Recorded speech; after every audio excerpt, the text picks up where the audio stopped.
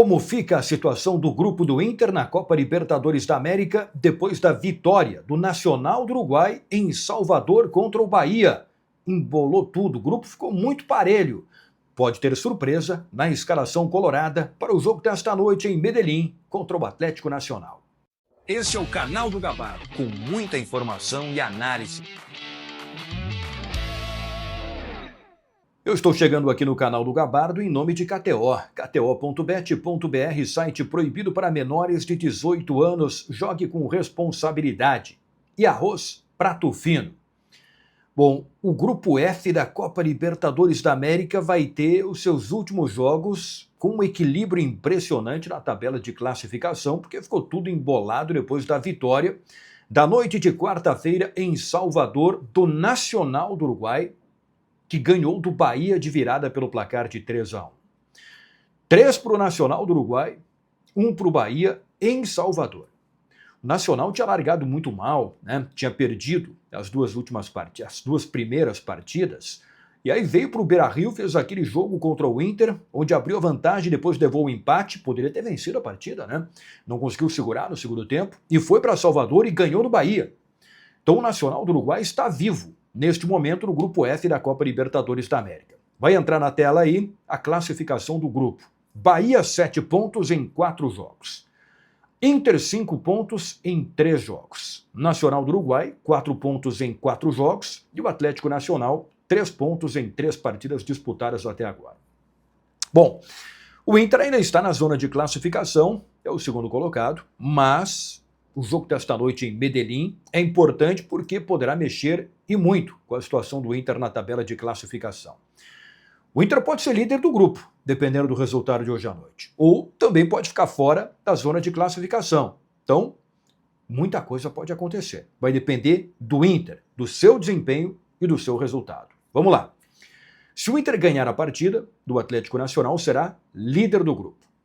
Se o Inter empatar o jogo, que eu acho que é um bom resultado, o Inter permanece como segundo colocado. Evidente que o ideal é a vitória, né? Mas se perder, o Inter cai para o terceiro lugar e fica fora da zona de classificação, não vai ficar entre os 2 primeiros colocados. Bom, se o Inter ganhar, diria que a vaga está praticamente garantida, né? Porque neste caso o Inter, no grupo F da Libertadores, iria a 8 pontos, seria o líder. Vai ter um jogo em Montevidéu na semana que vem contra o Nacional, e aí depois o último jogo contra o Bahia em casa no Beira-Rio. Se o Inter empatar, o Inter vai a 6 pontos, o Atlético Nacional para nos 4, e o Inter ainda fica em segundo lugar.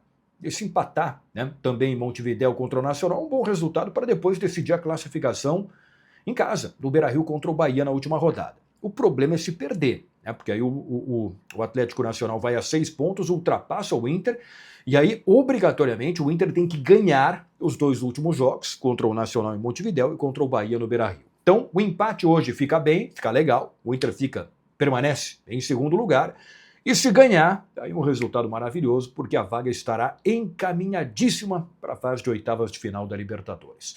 Lembrando que o terceiro colocado, os 2 primeiros se classificam para as oitavas da Libertadores, e o terceiro colocado vai para o play-off contra um dos segundos colocados da Copa Sul-Americana, valendo vaga nas oitavas de final da Sul-Americana.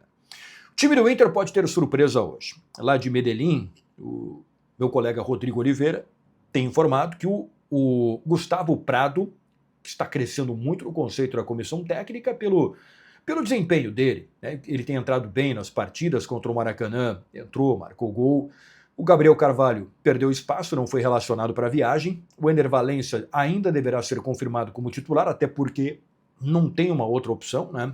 Os jogadores que estão voltando de lesão, então o Ener Valencia deve ser titular, a não ser que ele pense em mudar o esquema e ter o Wesley ali como jogador de movimentação na frente, mas aí faltaria também um ponteiro de velocidade. Time provável do Inter: Antony, Bryan Aguirre, Vitão, Vitor Gabriel e Bernabé. Fernando, Bruno Henrique, Bruno Tabata ou Gustavo Prado, Alan Patrick e Wesley. Como é importante para o Inter saber que o Alan Patrick, né, não teve nada de grave, ele saiu no intervalo da partida contra o Corinthians, mas foi apenas um desconforto muscular. Então, Bruno Tabata, o Gustavo Prado, Alan Patrick e o Wesley e o Ener Valencia como centroavante. A bola vai rolar 9h30 da noite em Medellín.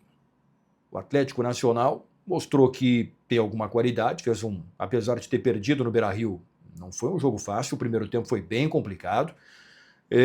O Atlético Nacional vem de um empate no Clássico contra o Independiente Medellín pelo Campeonato Colombiano, está priorizando a Copa Libertadores da América e certamente terá um estádio com muito apoio da sua torcida, casa cheia, com previsão de estádio lotado. Vai ser um ambiente de muita pressão em Medellín, né? Porque o Atlético Nacional é um clube de tradição e, pelo que vimos até agora, apesar da sua posição na tabela, é um time que tem alguma qualidade, certamente fará um enfrentamento que vai impor dificuldades ao Internacional. Depende do Inter.